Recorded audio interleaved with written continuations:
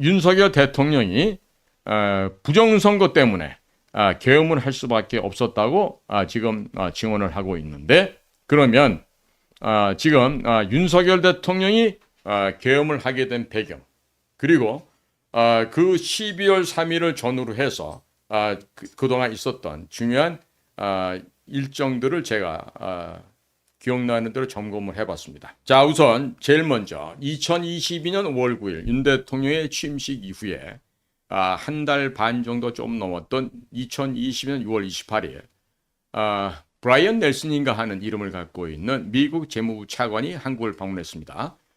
그분은 미국의 테러 금융정보국 The Office of Terrorism and Financial Intelligence라고 하는 미 재무부 산하에 있는 무시무시한 정보기관을 통솔하고 있는 지휘관입니다. 자, 그러한 저승사자의 우두머리 재무부 차관이 한국을 왔는데, 느닷없이 그 다음날 6월 29일 날 아침에 판교에 카카오라고 있는데 거기 좀 갑시다. 그래서 느닷없이 카카오를 방문을 했습니다. 자, 그 얘기는 뭐냐?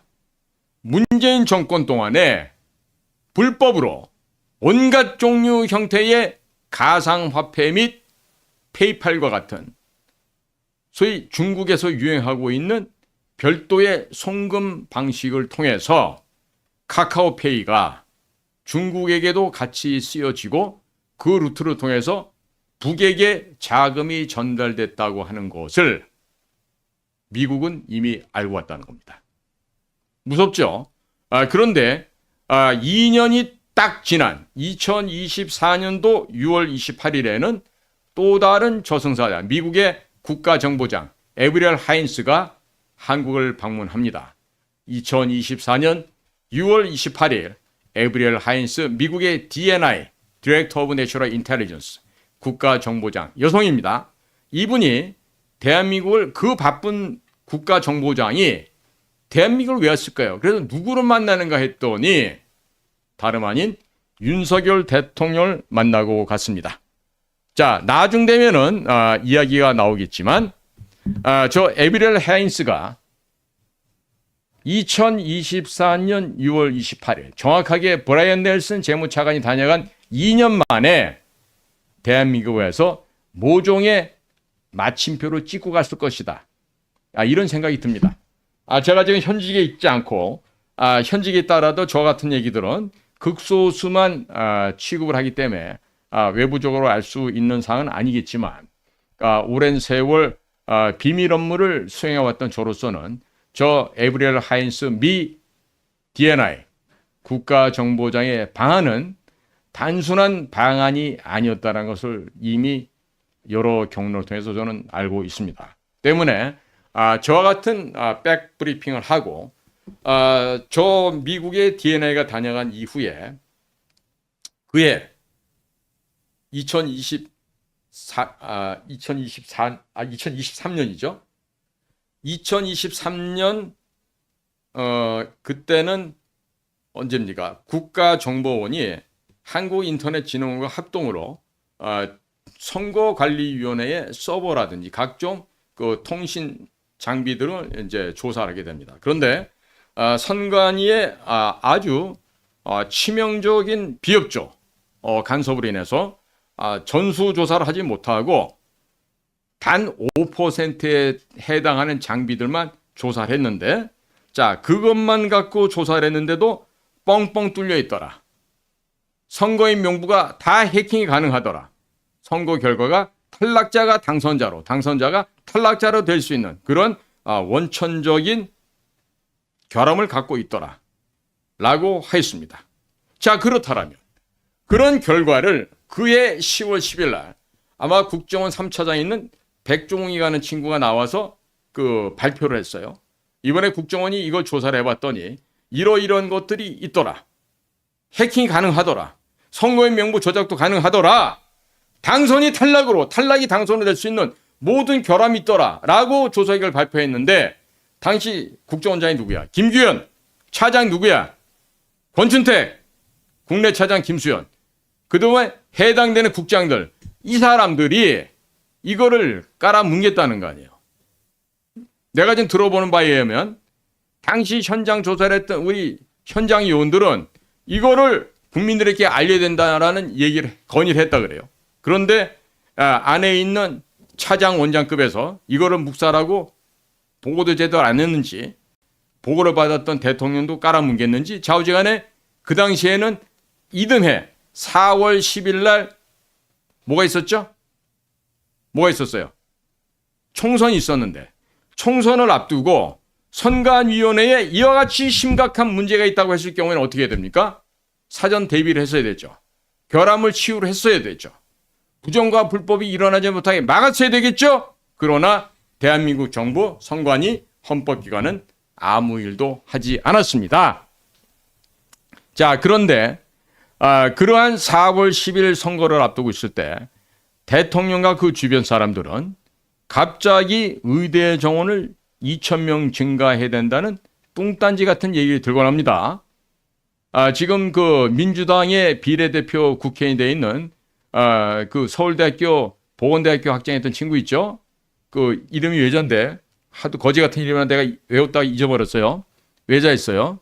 그 지 아들놈 결혼한다고 청첩장 돌리면서 문제 일으켰던 놈인데 그자하고 그다음에 조규용 보건복지부 장관, 그다음에 박민수 보건복지부 차관, 이런 그 서울대학교 경제과 출신의 썩어 빠진 꼴통들이 그 보건 의료 행정은 전혀 알지도 못한 애들이 와서 탁상에서 지금 개혁을 한다 그러면서 의대생들과 의사들을 압박을 했죠. 자, 결과 4월 10일 총선은 대참패로 끝납니다.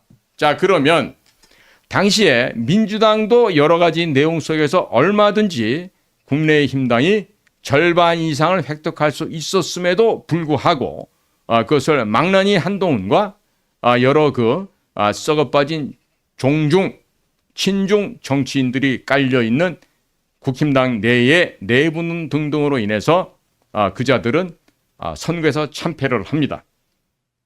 물론 서울시 내 경기도 일원에 대형 병원들의 또 다른 제3, 제4의 병원을 증설하면서 6,600개 플러스 알파의 병상을 이미 보장해 줬다는 얘기가 지금 돌고 있죠.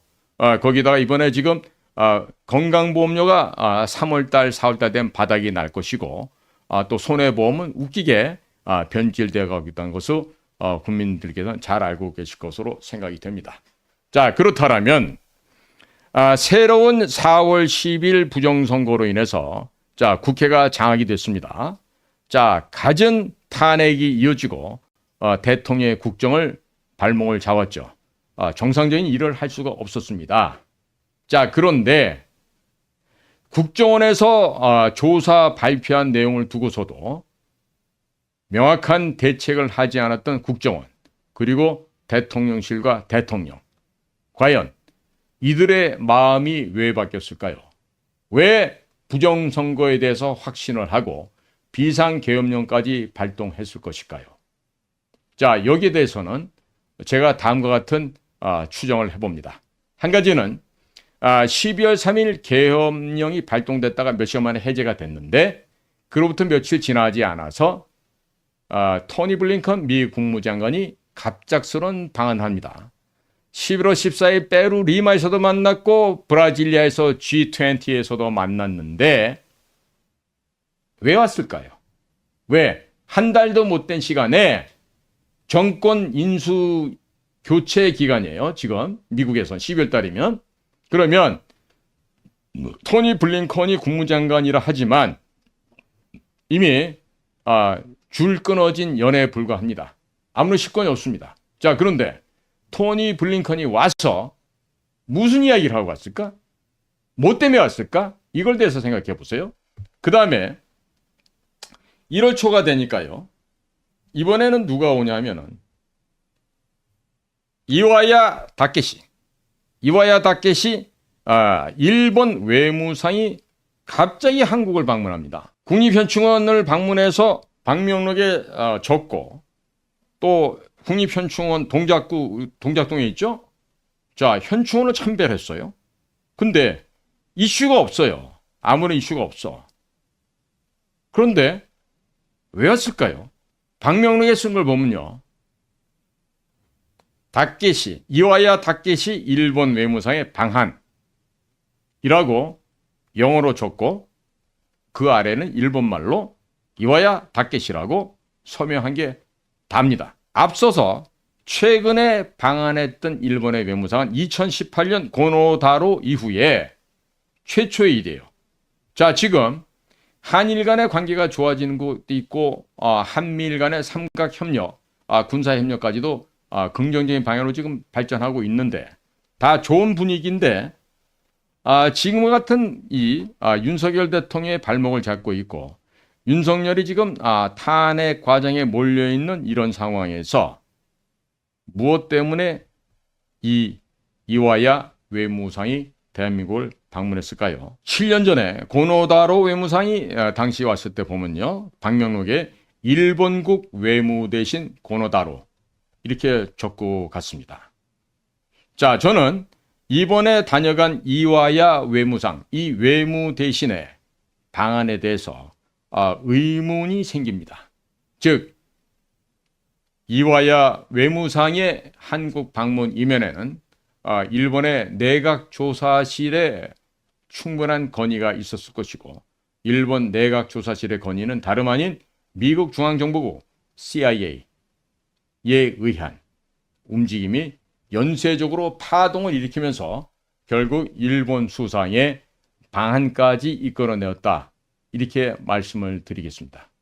자, 그런데 보다도 구체적인 이유가 또 하나 있습니다. 그것은 지난 12월 3일 대한민국에서 비상계엄령이 발동되고 난 그 다음 날에 저 아프리카 가나에서는 대통령 선거가 있었는데 바로 사전투표일이었습니다.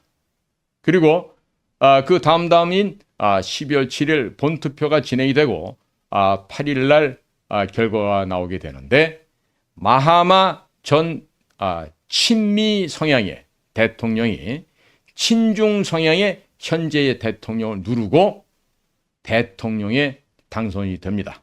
그러니까 8년 만에 대통령 자리에, 즉 빼앗겼던 거짓말 가짜 전자투표기 전자개표기로 선거를 탈취당했던 마하마 전 가나 대통령이 다시 대통령으로 복직을 했다라는 소식입니다.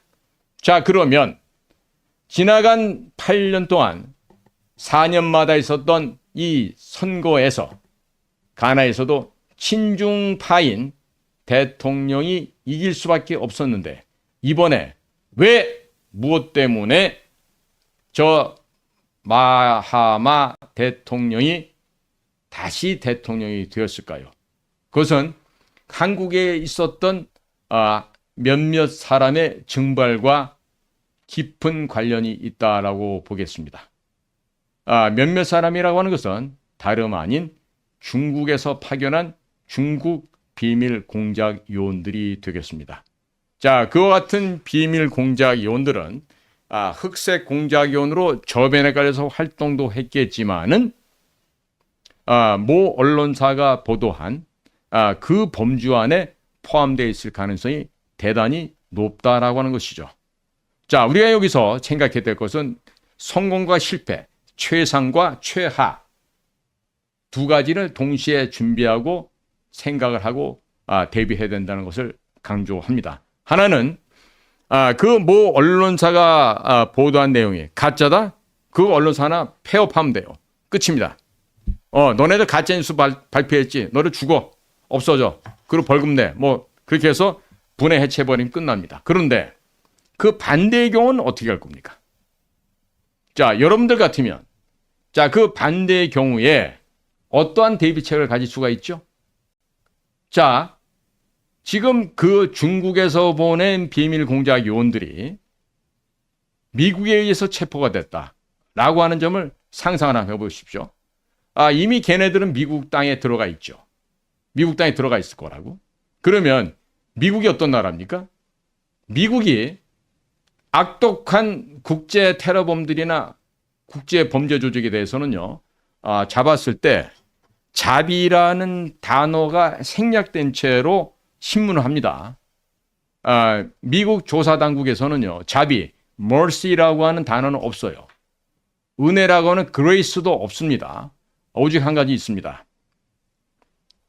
무자비한 잔인함만이 거기에 남아 있습니다. 자, 그러면 무자비하게 안 하더라도 적당히 몇 가지 코스를 돌게 되면은 얘기를 안 할 수가 없죠. 제가 생각하기에 12월 3일 밤을 기사한 일로 잡았을 때 1월 3일 한 달, 오늘이 1월 24일 3주가 더 지났군요. 그러면 한 달 3주가 지난 상황에서 과연 어떠한 결과물이 나왔을지 가히 짐작이 가지 않겠습니까? 그러니까 중국 공작원들, 비밀 흑색 요원들이 붙잡혀서 그들이 중심이 돼서 대한민국의 세계 선거 위원회라고 하는 A웹과 함께 그런 불법과 부정의 조작 활동을 벌써 수년간 해왔다는 것이 이번에 100일 하에 밝혀질 경우 지금 대한민국의 경찰, 공수처, 검찰 조직은요, 하루아침에 일망타진되는 내란 세력으로 몰려서 모조리 다 깜빵에 가는 직행 코스가 만들어질 수도 있고, 혹자들은 특히 정치를 한다고 까불고 다니는 아이들 중에서는 미국 본토로 바로 불려가서 대북 제재 법안 유엔 결의안과 미국 단독 행정명령을 위반한 것으로 해서 미국 법정에 설 수가 있습니다. 인생 끝난다는 얘기입니다. 동시에 어떤 일이 생길 수 있냐면 바로 윤석열 대통령이 복권하게 될 겁니다. 자, 그러면 그런 일이 지금 생기게 되면 어떤 일이 벌어지게 될까요? 바로 그것이 중국 해체 작업의 첫 단추를 본의 아니게 한반도에서 개시를 하게 된다, 이런 얘기가 됩니다. 자, 그러면 브레이크도 안 달린 미국 전차를 트럼프 국무위원들이 몰고 지금 떼거지로 몰려올 텐데 우리가 그 브레이크도 없는 전차 위에 올라타게 되어야 되지 않을까요? 만약에 그 전차에 올라타지 못하면 우리는 발전할 수 있는 절호의 기회를 놓쳐버립니다. 국군이 융성할 수 있는 천재일우의 기회를 놓쳐버리게 됩니다. 국민 여러분께서는 이와 같이 좋은 기회를 놓쳐버리기를 바라십니까? 아니면 우리도 그와 같은 기회를 잡아서 국군이 융성하고 국민소득 10만 불, 20만 불 수준으로 올라가고 싶으십니까?